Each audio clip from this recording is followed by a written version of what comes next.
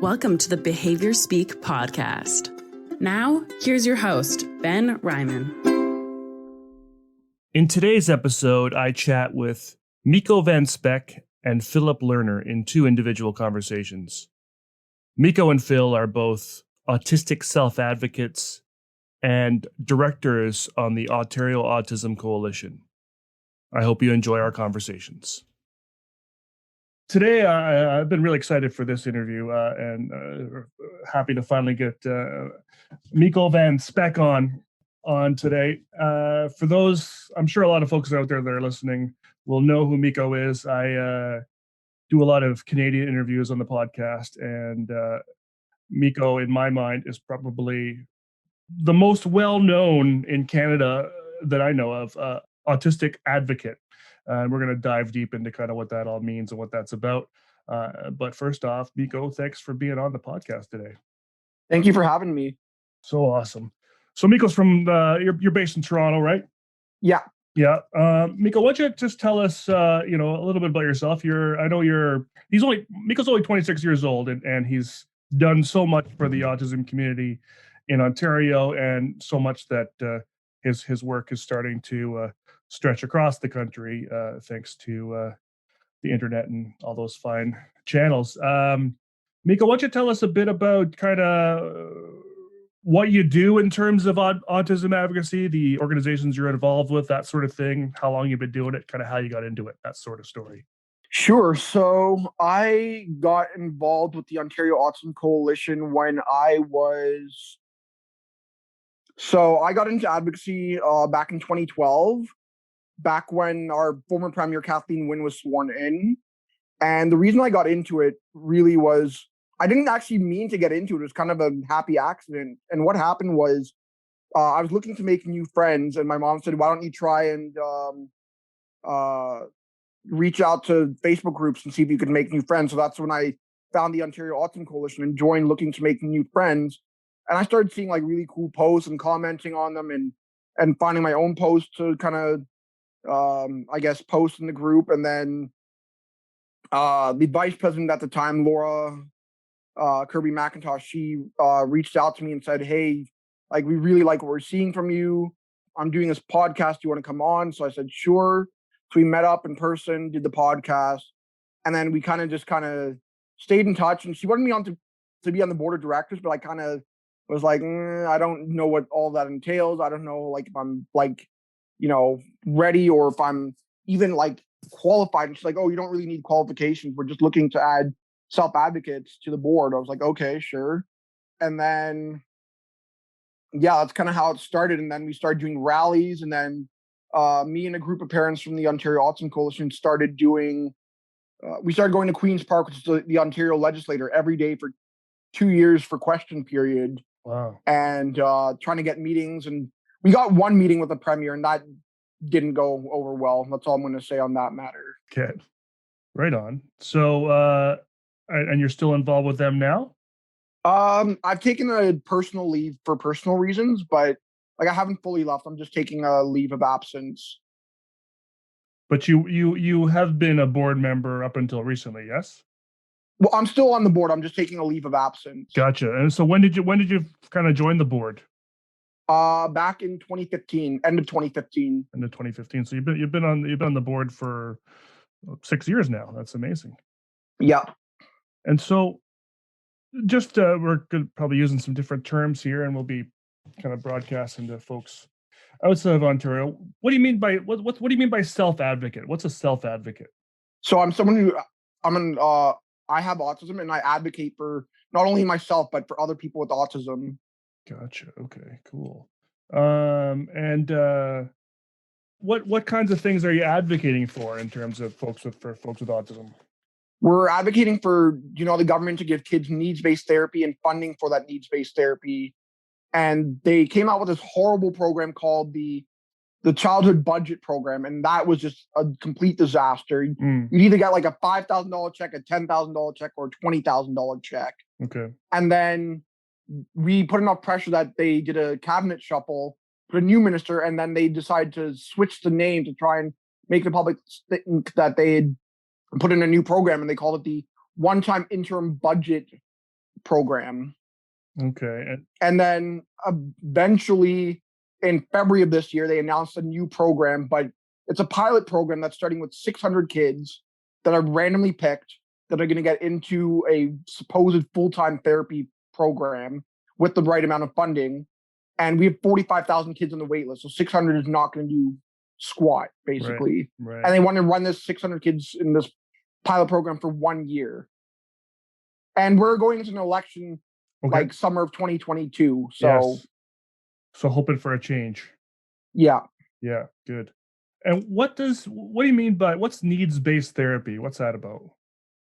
So needs-based therapy is basically therapy that's based on every individual child's need. As we all know, everyone is so different. So each kid with autism is different.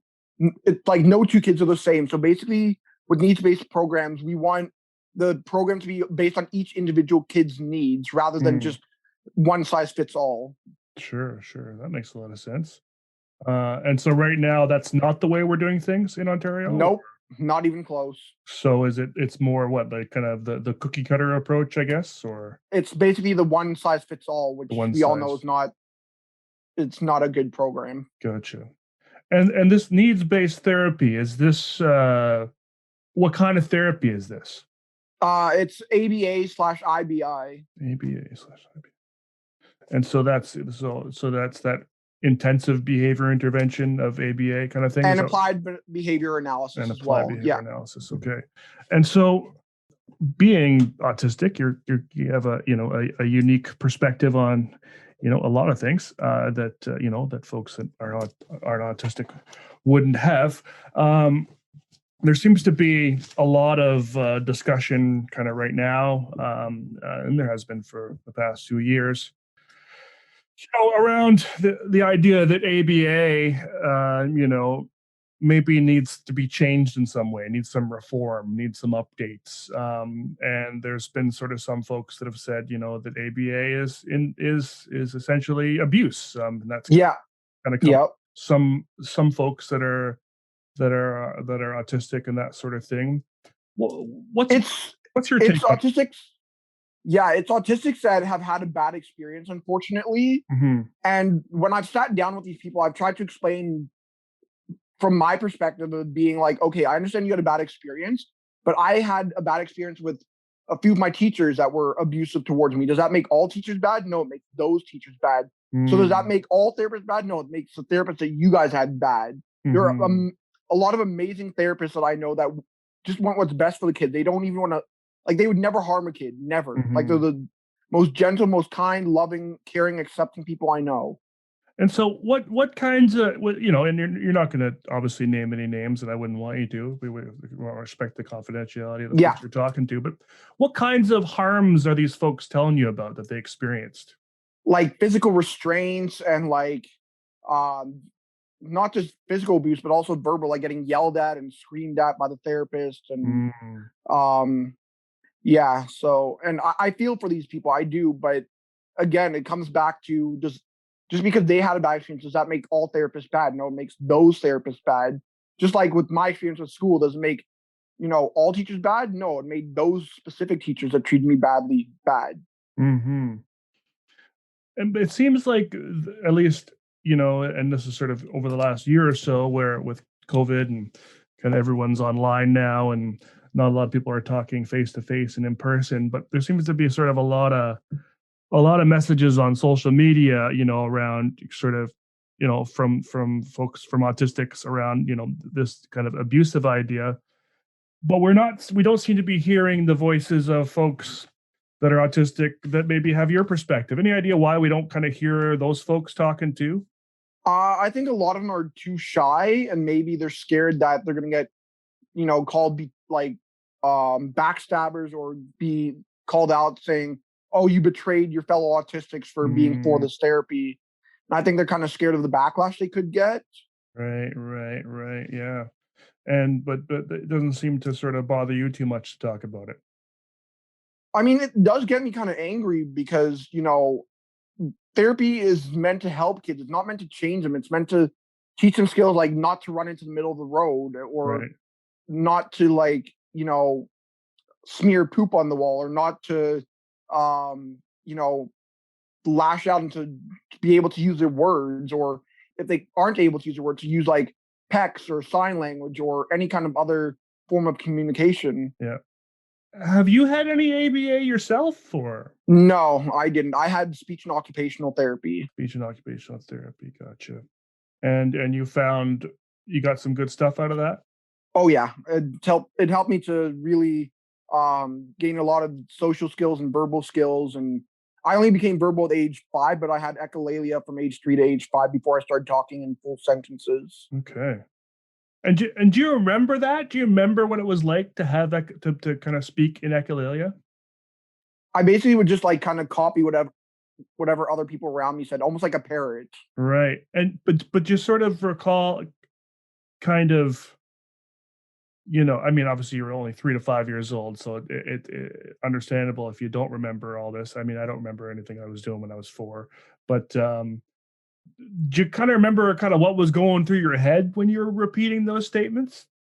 I just thought I was being like everyone else. Like I thought I was kind of looking, or not looking, but more seeming normal, and like I knew what I was doing, even though I really didn't. Gotcha. You're just sort of trying to kind of you saw other people saying words, and so you thought, well, if I say words, maybe I'll fit in better, kind of thing. Yeah, Yeah, exactly. but you didn't really know kind of what they meant or how, or Yeah, the whole yeah. process there.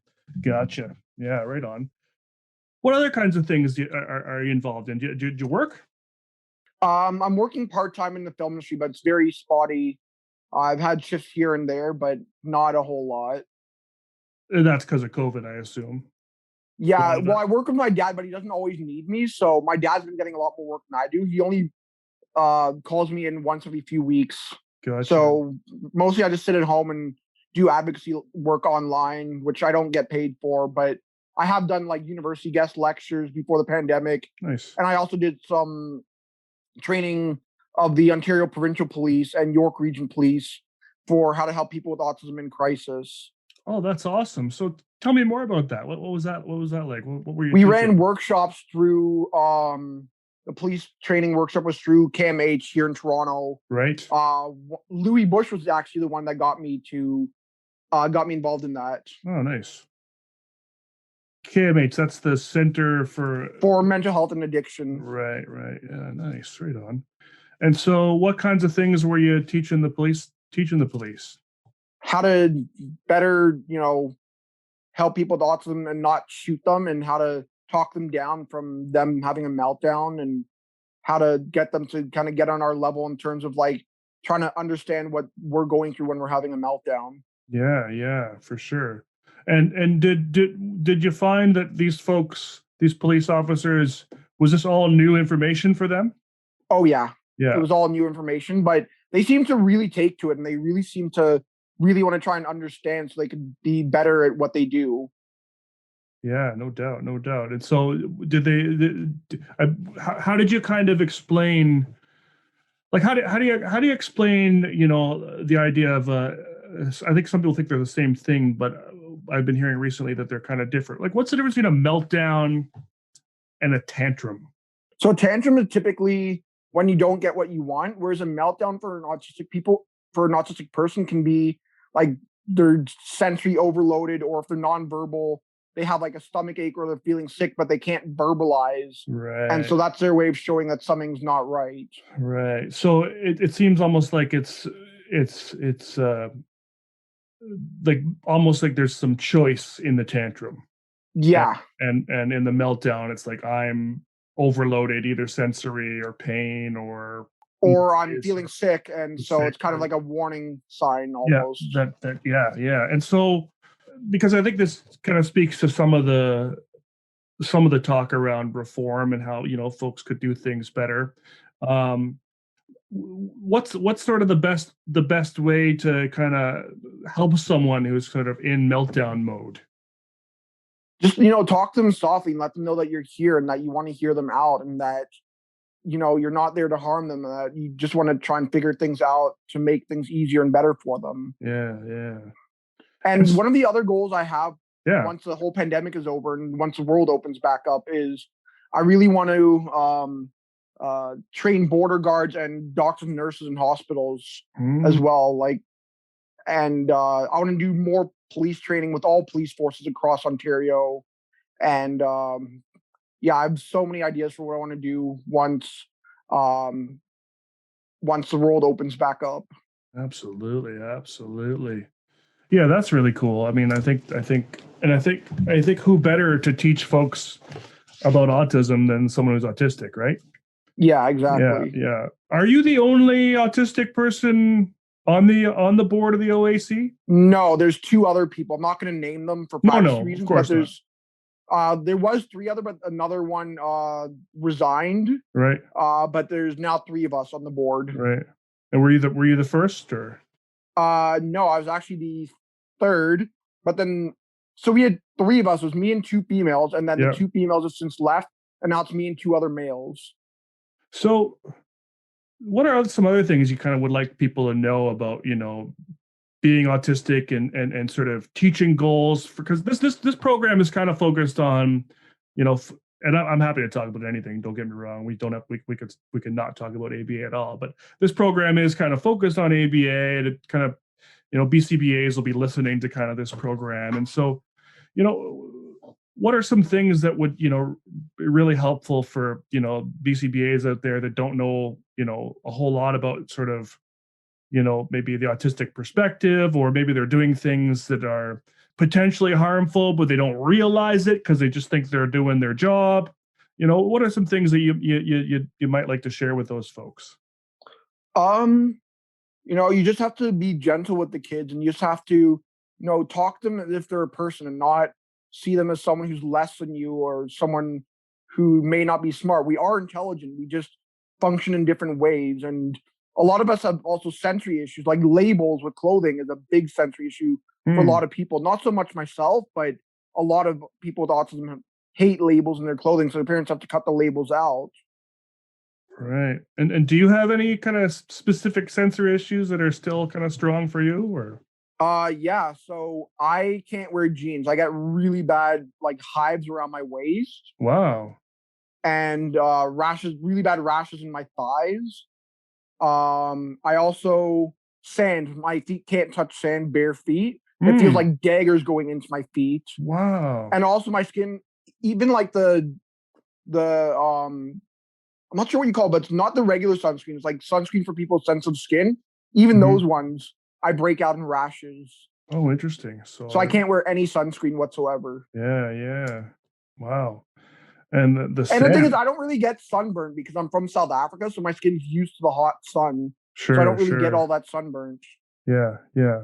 So you don't necessarily even need, the sunscreen on, which is gonna, Exactly. you probably get more burn from the sunscreen than you would from the sun. Exactly. Yeah, yeah, no doubt, no doubt.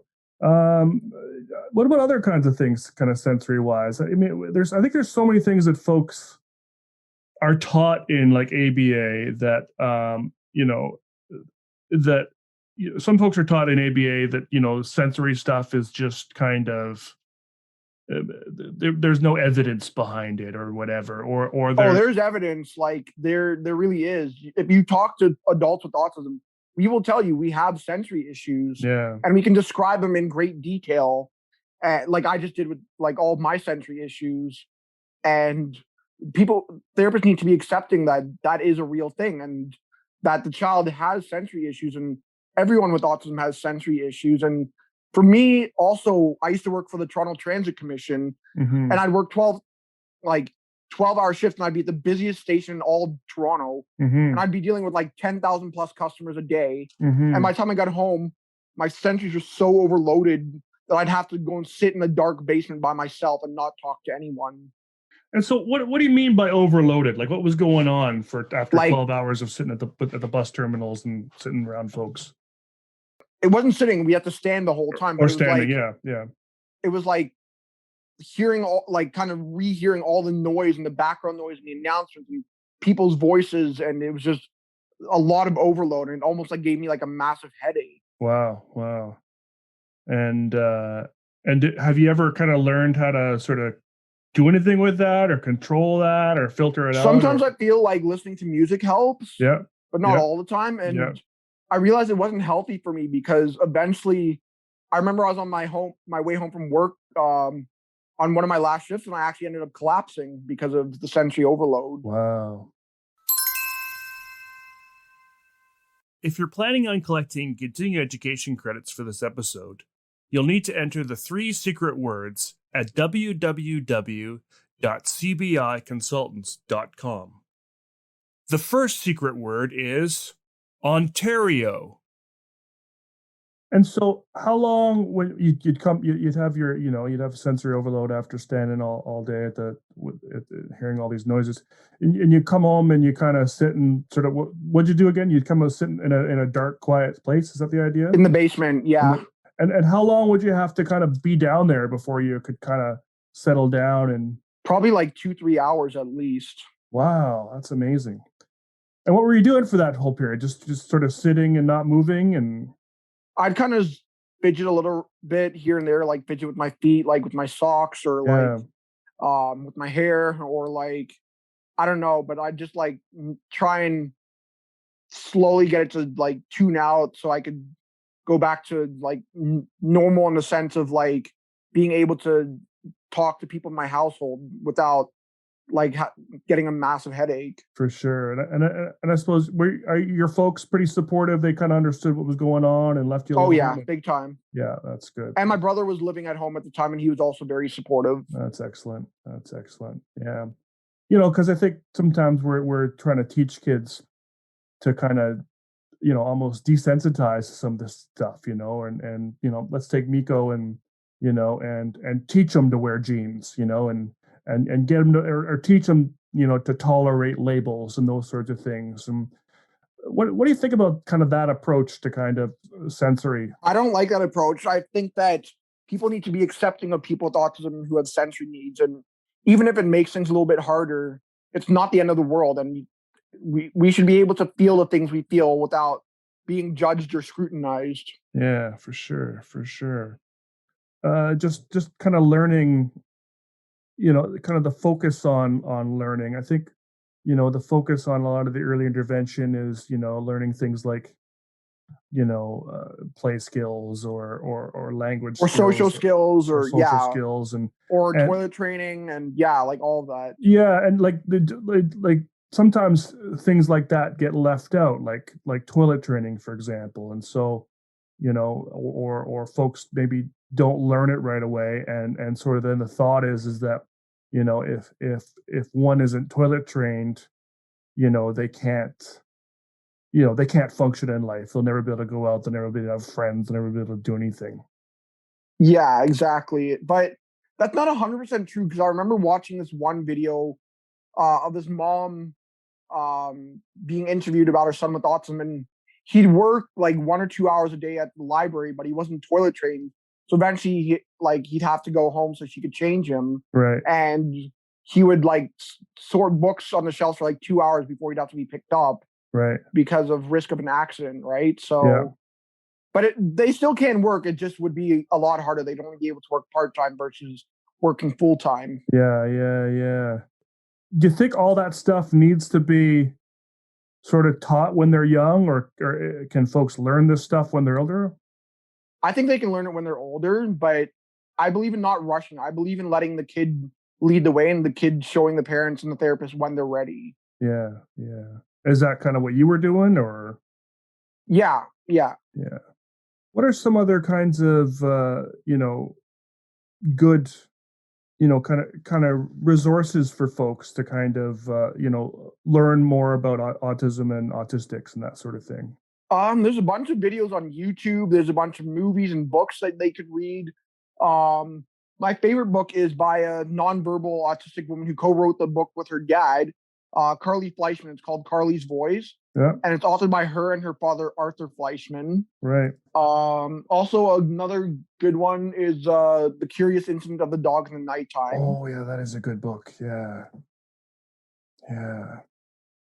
But there's also I have the movie about Temple Grandin and her whole story. She's like the godmother of like autism advocacy in that movement. And so I have the movie on her, but she also has a book as well. You can find both, I'm pretty sure, on like eBay or Amazon or Craigslist or Kijiji. Yeah. But they're all really like amazing stories. What is it about Temple Grandin that resonates for you?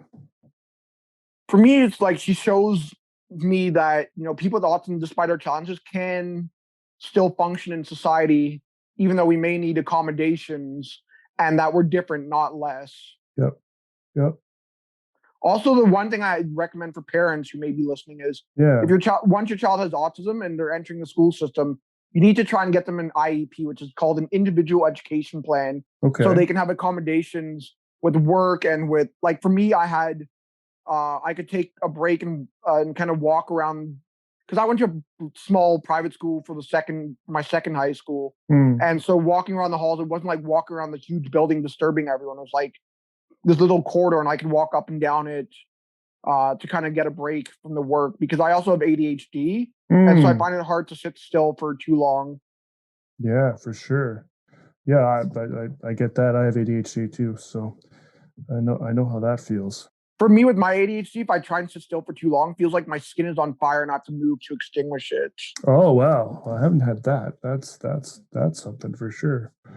Right on. And you were talking about, the videos and different things. Are there any kind of specific videos that are really good for folks to kind of watch? Yeah, I can send you the links, and then you can put it on, if you have a website or something, I can send you the links to the videos. Put them in the show notes. Yeah. Yeah. Right on. I can send you them in Facebook Messenger after, but there's some videos that if you watch, like the first time I watched them, my mind was blown, like complete mind blown. Yeah.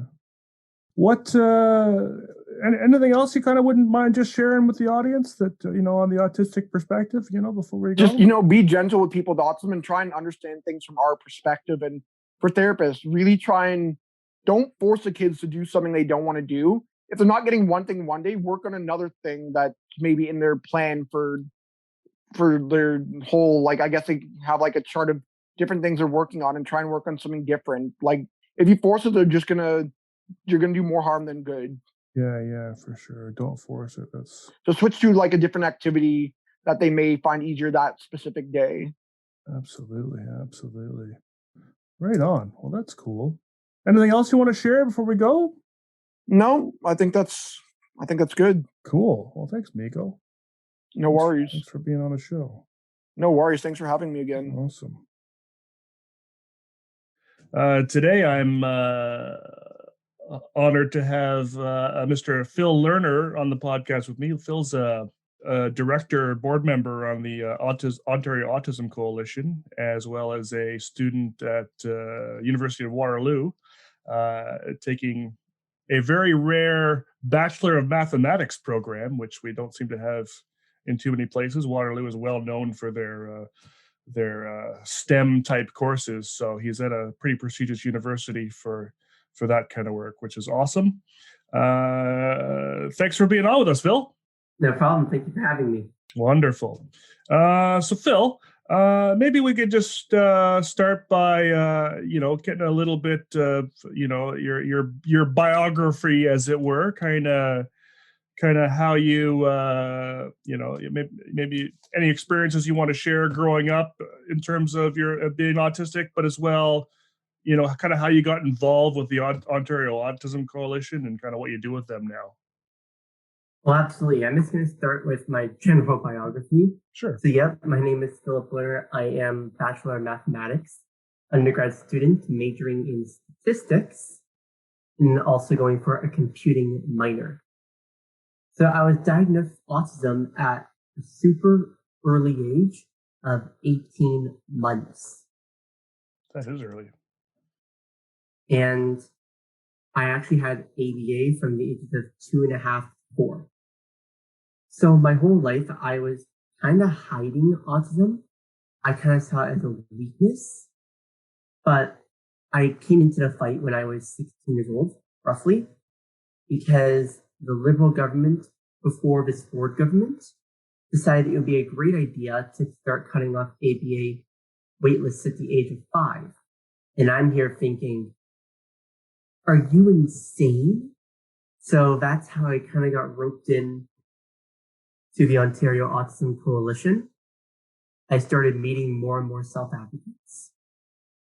And just over a year ago, January 2020, after I've done some interviews and written an article, I was invited to join the Ontario Autism Coalition Board of Directors, and I am currently serving there as its youngest member. I'm the baby of the group.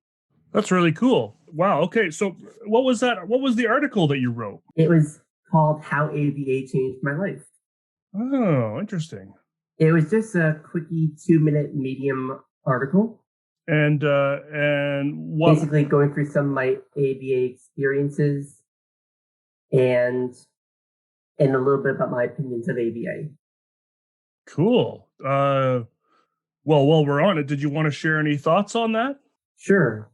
So for those who don't know, ABA is an extremely hot topic in the autism community with strong sides for and against it. I am on the for side. And I have a very simple reason why. Mm-hmm. First off, it benefited me so much that I don't know how it could speak negatively of it. But I'm also going to make a comparison. Sure. When you have a problem with a teacher at school, like a teacher is not treating your kid well, what are things you can do to solve that problem? You can have a meeting with the teacher. I'm talking about if you're a parent in this situation. You can have a meeting with the teacher as well as the principal. You can request that your child switch classes. You can even request that your child switches schools. That's an extreme case. But no one is calling for demolishing the public school system. Anyone that's calling for the demolishing of ABA, based on the experiences of one ABA therapist, it's the same comparison. I think what you're saying, and I like that analogy of the education system.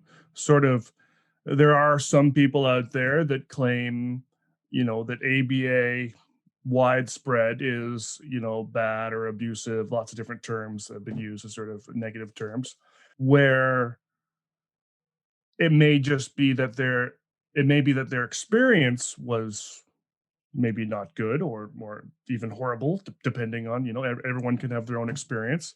But their experience was with one person, or maybe a team, or one particular behavior analyst, or a couple of interventionists, or even at the worst case, a particular provider. A particular provider, for sure. Yeah, the whole company maybe has a lot of issues that needs to work on, and so that's horrible and a horrible experience for that person. But that doesn't necessarily mean that the entire field is represented by that agency or that person or that interventionist, and we shouldn't be condemning the whole field based on the practices of individuals.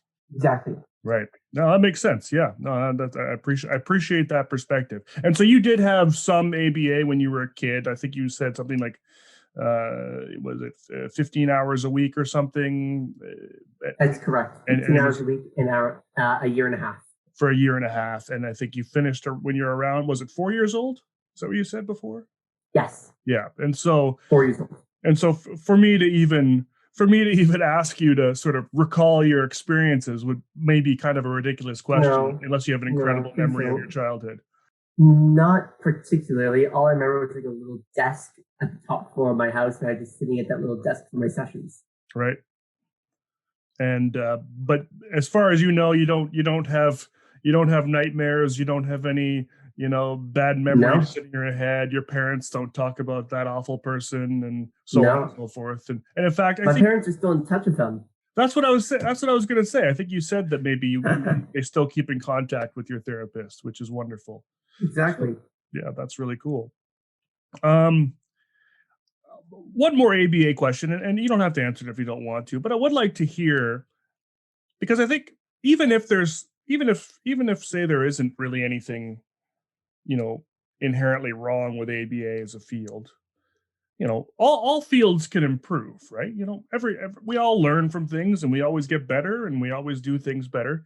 Just being autistic and kind of having that perspective, is there anything that would be cool if ABA kind of thought more about, and added more, so to make it even more sort of person-centered or whatever? I don't know. This is more of a question for me. I'm just curious. Always looking for good ideas. I am not sure. Just because everyone's experience of ABA is so individualized, Yep. I don't know what someone else might be working on that I didn't. Yeah. So the things I suggest could very well already be in place. Good point. Yeah, it's hard to know if things, and maybe not being a practitioner, you're not sure what sort of a general practice versus an individual maybe you can practice. Tell me. Maybe I could. Well, I could try. A couple of things that you're doing. I could try to think about it. So I have been following, some of the social media groups that are, discussing, not so much, the sort of getting rid of ABA altogether, but the groups that are talking more about how we can improve. Some of them call it how we could reform. It doesn't really matter what the term is. And things that I've heard a lot about is maybe we could do a better job of considering what's the word, like more sensory needs, and thinking about that some more, and maybe some of the things that we do don't take into account those sensory needs, and therefore could be perceived as aversive by certain people because we don't realize what we're interacting with, because that person maybe can't tell us what they're feeling. Mm-hmm. So that's one thing I've heard a bit about. I do have one question, actually. Yeah, please.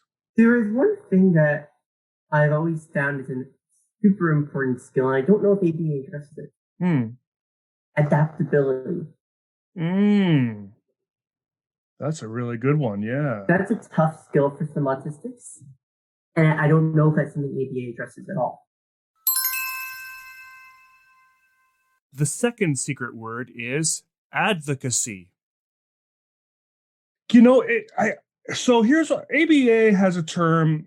ABA has kind of, they have 7 sort of principles that they kind of base all of their decisions on. It comes from one of our kind of original research papers from the 60s. And the very last principle in that whole list is something called generalizability. And so the idea of being able to sort of learn a skill in one setting and be able to practice that same skill in a different setting. So if I teach you, say, to, I don't know, maybe just something simple. I teach you to wash your hands, in your bathroom at home, and you have the sink, and you have a hand towel, and you have a pump soap, say something like that. Just, I don't know what you have, but I'm just making this up.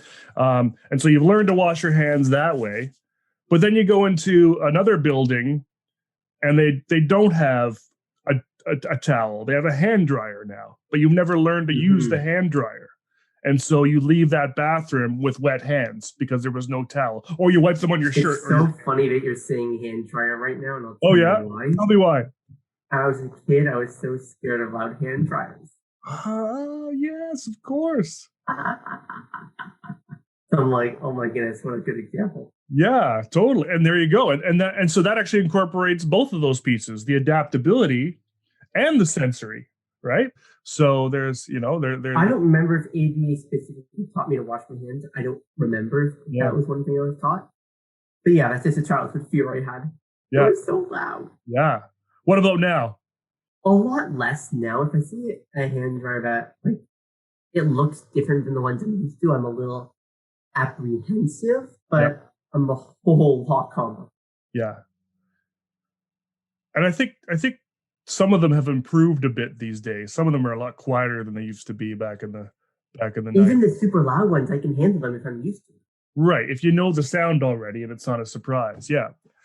And I think that's an important piece too. So that's something else that they talk about on these reform pages is when kids, like yourself, who might have been afraid of the sound of a loud blow dryer, some of those folks would say, we shouldn't be trying to get you used to that sound. That because it causes you fear, and therefore you express some negative emotions because you heard the sound and it scared you, and maybe you cry or whatever. I'm talking about you as a 3-year-old now. No, I hear you. Not today. But it'd be okay today too. I actually have some opinions on this point, if I may. Yeah, please go ahead. I don't agree with that, actually. With what? With trying to protect us from anything that causes Okay, yeah. Tell me about that. The whole point of learning and growing up, autistic, non-autistic, anything, is learning how to handle these types of situations. Sure, there are things that are completely unbearable for an autistic on a sensory scale, but we're not avoiding those. We're learning how to handle them. Maybe if it's hand dryers, wearing earplugs when you go into the bathroom. But even if you try to avoid it, someone else in that same bathroom could use that hand dryer. So there are things that are unavoidable. And that's a good thing. This goes back to adaptability. No, that's a really good point. And so the message that a lot of these folks are saying is, well, if you're, say, showing signs of discomfort, you're crying, you're maybe you're engaging in a behavior, maybe you're hitting yourself or whatever, just to sort of make that sound go away. Like some people might hit their ears to sort of make the sound go away, because they just don't know how. They don't, maybe because they're so young, they don't know where the sound actually coming from or whatever. When I was a kid, I always like to press on my ears just because the sound it created was just kind of cool. That's that would be and that is a cool sound. And some kids will just do that just to muffle out sounds that are really loud. But then, so if they see, if what I've read, some of the things I've been reading is if they see you put your hands on your ears and they see you crying and they see you backing away from, say, the dryer, then what I'm reading on these pages is that's communication from the child that they're not consenting to this education program and that we should back off. That's some of the messaging that we're hearing right now in some of these kind of reform discussions. When it comes to consent, I'm no legal expert. What I would say, if it's kind of a new experience for the kid, don't do it that day, but talk to the parent and say, one thing maybe we can work on if you agree is how to handle this. So this way we do at least have a level of consent. Get that parental consent. And I think, and they talk about that, but they really, one of the big movements right now, and again, I'm not saying this is right or wrong, I'm just sort of sharing you for information, is that we should go beyond parental consent and move into child consent in some way and change our practices so the child is more comfortable somehow with our plan and basically follow their lead, I guess is a good way to put it. I'm a little bit unsure. Just because no child wants to be put into a situation where they're uncomfortable. Autistic, non-autistic, doesn't matter. True. But a lot of times that's what we need in order to grow. Yeah. So if we went by child consent, I'm sure a lot of children wouldn't consent to learning math in school. Yeah. So I'm a little iffy on that. Yeah, true enough. Yeah. And had you not learned math in school, you wouldn't be where you are today. Literally. Yeah, exactly. Yeah, 100%. Yeah, no, that's interesting. Trying to think other things that I've kind of read about that people are saying, if you don't mind me making more suggestions, or we can change the subject too if you'd like. Well, let's do a couple more. Sure. So there's consent, there's kind of the sensory bit. Oh, there's and we talked about this a bit a couple of weeks ago when we chatted about what I'm not sure sort of what the preferred term is these days. Stimming, is that a fair term? That is an absolutely fair term. Okay, yeah. So for stimming, some ABA folks don't call it stimming. I don't know if you've heard this other term they use. There's another term. No. It's called, I gotta pronounce it right, stereotypy. What? Stereotypy. Which is short for stereotypical behavior. And it's a strange term because when you think of stereotypical as a term, it basically means something that's the same about everybody. right? So, and that's an assumption, right? And so this sort of assumption that most autistic people stim, and so therefore they call it stereotypical behavior. And so, but the term alone is strange, but more the point is the idea of sort of trying to teach kids either not to stim or trying to teach kids there's some situations it's okay to stim and some situations it's not. This ties into another topic really well, which is masking. Right. Yes. Fair point. I'm just going to give a little context to what stimming is for an autistic. And I've actually read this on an Instagram page and I really like it. Okay. When you are holding back from stim for like a couple hours and then you finally go to a space where you feel safe to stim, it feels like letting out a sneeze. Right. It's like this sense of relief. For me, the way I like to describe stimming, for us, it's a natural energy release. A lot of times we're not even fully in control. It's like being an intense daydream. It's like you can stop. It might take a little bit of prompting, or for me, I just get too exhausted from the stim that my body just naturally stops. Gotcha. And this topic is a real tough one for me because we go into masking, which is autistics feeling the need, or in some cases, really needing to act neurotypical for the sake of the neurotypicals around them. It is true that it's useful in a few situations, like a job interview.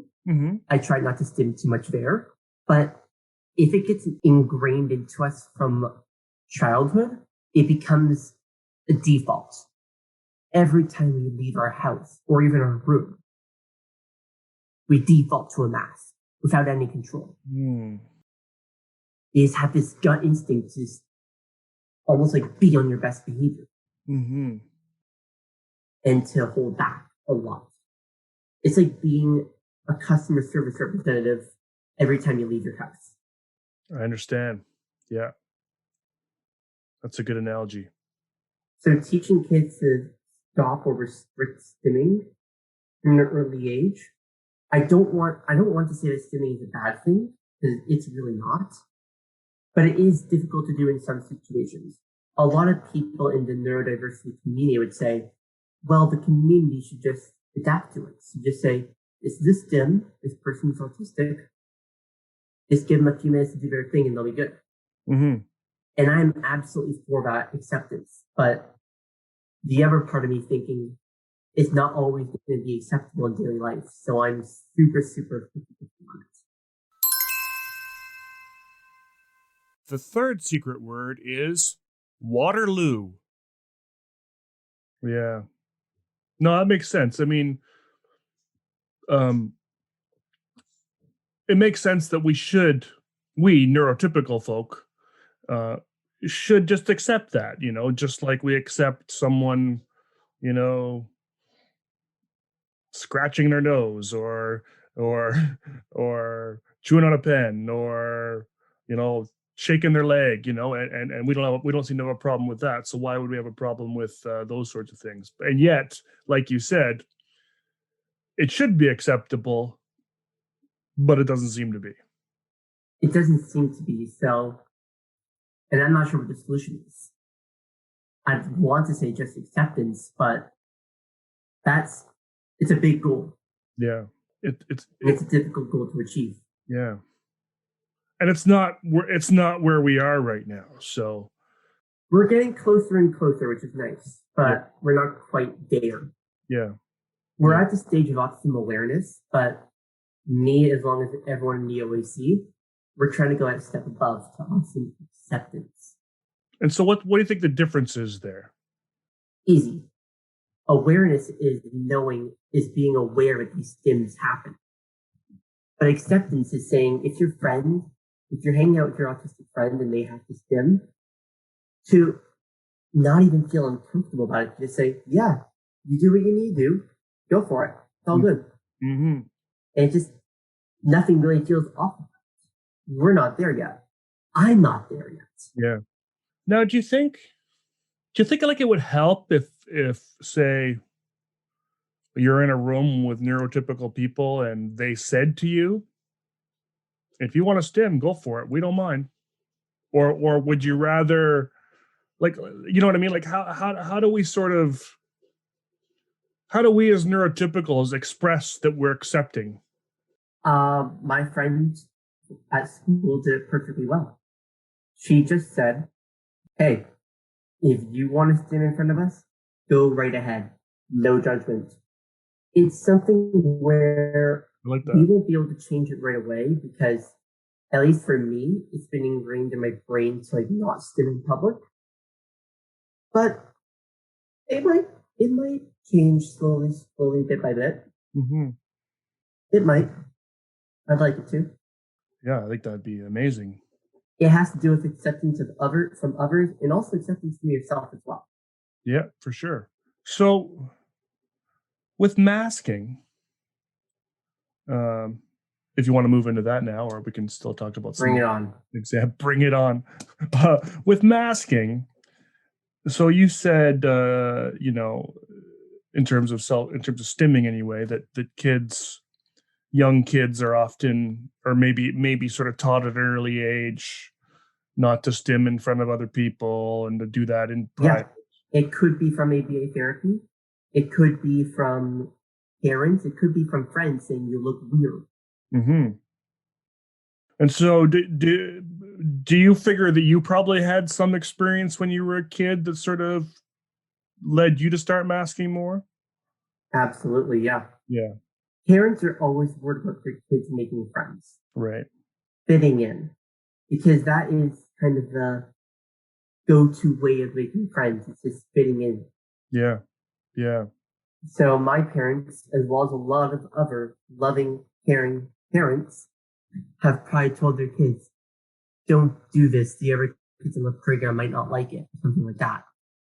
What that immediately says to a kid is, I have to restrain myself. Mm-hmm. And these parents are not evil or bad or anything like that for saying this. They just want their kids to be friends. Yeah. But that's because they, and also we, having grown up in a world where universal acceptance is a concept. Mm-hmm. So that's why I'm actually going to say, to your point about teaching kids to stop stimming in ABA, I'm going to go against that and just say it would be better for the rest of the world to be able to accept a stim. Yeah. This is, of course, within reason, where the stimming, it isn't violent, of course. It's not self-injurious behavior. That has to be stopped. Zero question. Mm-hmm. And this is also if the stimming won't physically harm or disturb others. Mm. And I say that term loosely because some people might be disturbed by watching me flap. Right. I'd say, deal with it. Yeah. But like if I'm making if my stim is like a super loud, ear-piercing screech, Sure. that's a little bit different. Yeah. So it depends on the impact of the stim on others. Yeah. Within reasonable. Yeah, that makes a lot of sense. Yeah. And that's fair. And I think people don't. It wouldn't be fair to ask everyone on the street, just, sorry, I have to screech. You have to deal with it. That's not really a fair thing to say either. Yeah. Yeah. No, I like that. I like that sort of approach. Is it hard to restrain yourself? That's the thing. No, and that's the problem. Mm. It's our default. Our brain just automatically tells us, stop, cut it out, go. But once you get back into a safe space and you can stim, it's such a relieving feeling. And is it intentional when you get back into that safe space? Like, do you sort of make yourself stim, or do you just come out because you're in the safe place and now you just go? It just comes out. It just comes out. Yeah. If I told myself I'm going to stim right now, yep, and I do the action, it's not stimming. Because I've kind of made that demand upon myself. Right. That's not a real stim. A real stim is a natural release of energy. I think that's the point that I don't think a lot of people know. A lot of people think, you're just, and forgive me if I'm doing it wrong. I know you can do it anyway, but if I just sort of on my own move my hand back and forth. It's hard to see with my background. But if I'm on my own, move my hand, that's just me moving my hand back and forth. I'm not actually. That's just you making a conscious decision. Yeah, I'm not releasing any energy or doing anything. It's just me doing it. So that ABA, there's no. Not ABA. Stimming, there is no conscious decision to start. Yeah. Or stop. Yeah. Yeah. That's really, and I think that's a really important thing to be thinking about, especially if you do have maybe a child in a situation where, it is bothering someone, but not hurting them, There has to be like some sort of threshold. Yeah. Like, if someone's a little disturbed by, again, I'll use the example again. If I'm slapping, yeah, I'm not making any painful noises. I'm not hurting myself. I'm not hurting other people. Yep. If people around me just think it's weird, that's on them. Yep. But if my stim is an ear-piercing screech, no, it's not fair to ask everyone to just adapt to that. Mm-hmm. It's not fair to ask the entire public to say, oh, everyone now has to wear earplugs because there might be an autistic who has to screech and you just have to deal with it. No, that's not fair. That's cool. Finding that balance, I don't know. I don't know where the threshold is. Yeah, yeah. Anything else you could tell us just about masking in general? Yeah, masking could actually be a useful skill sometimes. But if it's a default, imagine working a 12-hour shift as a customer service rep every day of your life. Yeah. But I'd actually, if it's okay, like to switch into one more topic. Please do. Employment. Great topic. Go. A lot of people might be thinking out there, employment and autism, what's the big deal? Well, here's the thing. Oh my goodness, I'm sounding like my good friend when I say that. Employment is a soft spot for autistics for two reasons. Two scenarios. One, an employer might not hire someone just because they have autism, along the fear that it would cost them money in the sense of time or energy or resources to help this person through the workplace. And it would just be easier to hire someone else. Sure. So there's this unconscious fear of hiring someone on the spectrum because of that. But then there's another extreme. Hiring someone just because they have autism out of pity. We don't need your stinking pity. Yeah. We want to be hired where we can make a meaningful difference. Yep. Yep.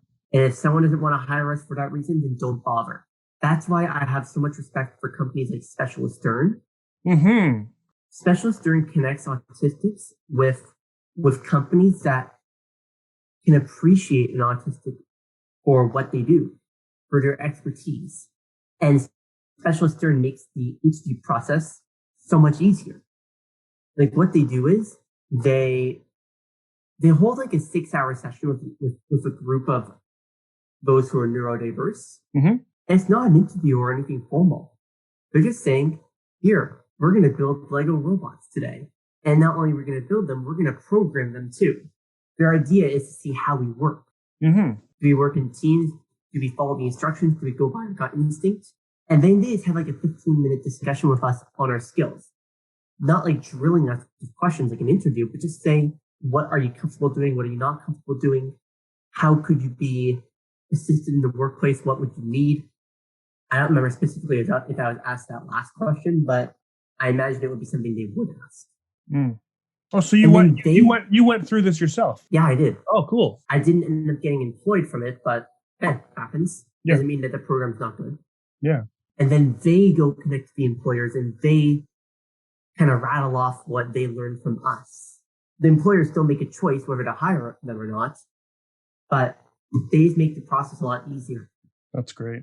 Is Specialist Stern like all different kinds of jobs, or is it mostly related to one field, or do you know? The type of jobs I've seen have varied a little bit. I've seen some financial jobs, I've seen some data jobs, I've seen some like computer engineering or computer science jobs. Cool. Stuff that's way over my head. But usually I've seen it has something to do with STEM, like the STEM field or the business field. Right. anything you'd want to, you just want sort of, because I think that's a really good point. I mean, I think you shouldn't just hire someone solely because they're autistic. So you can have that token autistic person working for you and say, I hire people with autism, Oh my gosh, you're such a hero. What would the world do without you? For those who can't see my face right now, that is heavy sarcasm. Yeah, exactly. No, it's a really good point. Because I think there are a lot of employers out there that are sort of trying to check a box, right? And yeah. hire the It's diverse. the same thing with diversity. Yeah. Diversity is great. Diversity for the sake of diversity, why bother? Mm-hmm. Yeah. No, exactly. Anything you'd want sort of, I'm thinking, because a lot of the audience that we're talking to are people that are in ABA. So anything you'd kind of want, maybe ABA practitioners to know that they may be able to help folks better when they're looking for jobs? This is a tough one for me just because I received ABA at a very young age, where the only job I was looking for was nap time. Actually, that's incorrect. I hated nap time. But yeah, I'm just going to say I would want the ABA practitioner to put the emphasis on our unique skills and how to translate that into skills that an employer would want. For example, you could see, I don't know, a special interest of an autistic as an obsession, as something negative. Instead, you can start thinking, ooh, they are really, really interested in trains. Maybe we can help them find a job that has something to do with trains, and we can use their special interest to show their passion, which is something employers really like to see. Yeah, that's cool. And I've heard that autistic folk who do have these strong special interests, it can be really helpful in employment situations, because they can be really, really focused. Absolutely. They can be focused. They can notice tiny little details that other people just can't. This is not to say that only autistics are detail-oriented, but it is a common thing. Yep. But a lot of times employers can't see that when all they're thinking is, oh no, how much am I going to have to adapt to help this person? That fear factor gets in the way. Totally. And that's why I don't want to call it discrimination, just because I don't think it's purpose, like, oh my God, we hate autistics. We're not going to hire them. Right. For me, that's what I call discrimination. Yeah. Here, it's just an employer thinking risk management, which is a common theme for employers. Yeah. And that's why I have so much respect for co-op employers, because they know that the student will need to be taught things. They know that the students are still learning, but yet they realize the potential. And that's kind of where I'd like to go with autistic people or neurodiverse people in general as well. Is more that kind of co-op sort of approach. That mindset, yes. I like that. I like that a lot. Yeah, that's really good. And I have seen some programs, some like employment programs for, autistic folk and folks with other kind of neurodiverse abilities kind of going on, where they have like job coaches and they have people that kind of go into the employers and help them with things. Yeah. And so, I think there's some value there, because there's some folks that can kind of come in and take some of the burden off employers in the training and kind of do that on the job training with them. So there's that job coaching idea. Have you ever seen that the specialist turn to do anything like that, or do you know? Well, I never got to the point where I Right. was doing any job training, so I can't speak for this experience. Right. But probably something like that. Yeah. Mhm. Cool. Well, maybe before we go, I wouldn't mind hearing just a little bit about what you do. First off, how you became a board member on the OAC, Sure. And which is the Ontario Autism Coalition, for those that are listening, and what you do as a board member and as a member of that coalition. I won't be able to go super in depth here, but well, first off, it doesn't help when at the time the president of the OAC was a family friend. That doesn't hurt. That's what I meant to say. Exactly. Yeah.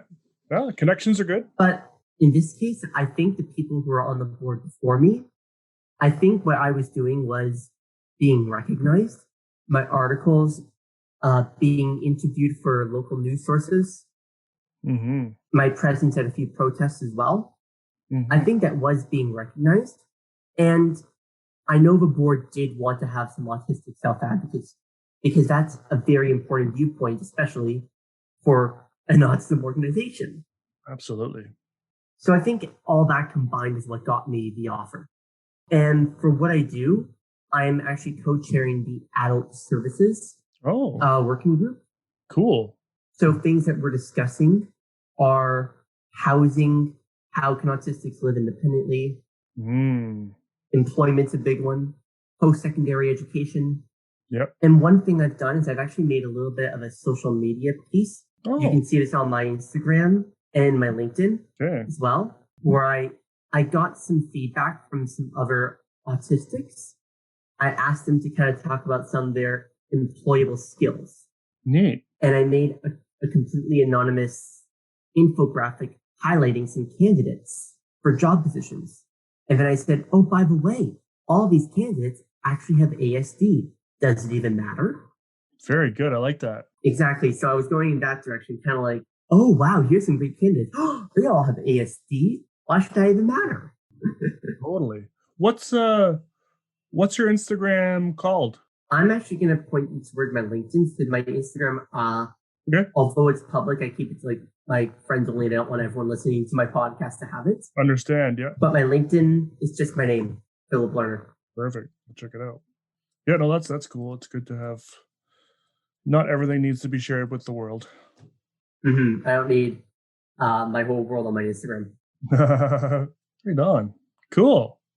Well, before we go, I mean, I think you've spent a good 45 minutes chatting, which has just been wonderful. My pleasure. Is there anything else you'd like to sort of share with the listeners before we end things? Yeah. I'm just going to say we're all trying to make that jump from awareness to acceptance. And it's not going to happen right away. But if you do see an autistic stimming, like maybe one of your friends stimming at one of your hangouts, if you do have anything, if it does make you feel uncomfortable, put the question in your head. Why is it uncomfortable? Just start to recognize these unconscious biases. And it's a long process. Just continue working at it. And we're going to continue working on it ourselves, working on self-acceptance, just being okay with stimming in public. It takes all of us. It's not a one-sided endeavor. I love that. That's great. I think that's a great message for folks. Well, Phil, thanks again for being on the podcast. It was really cool. My pleasure. We look forward to chatting with you again in the future. Thank you for having me.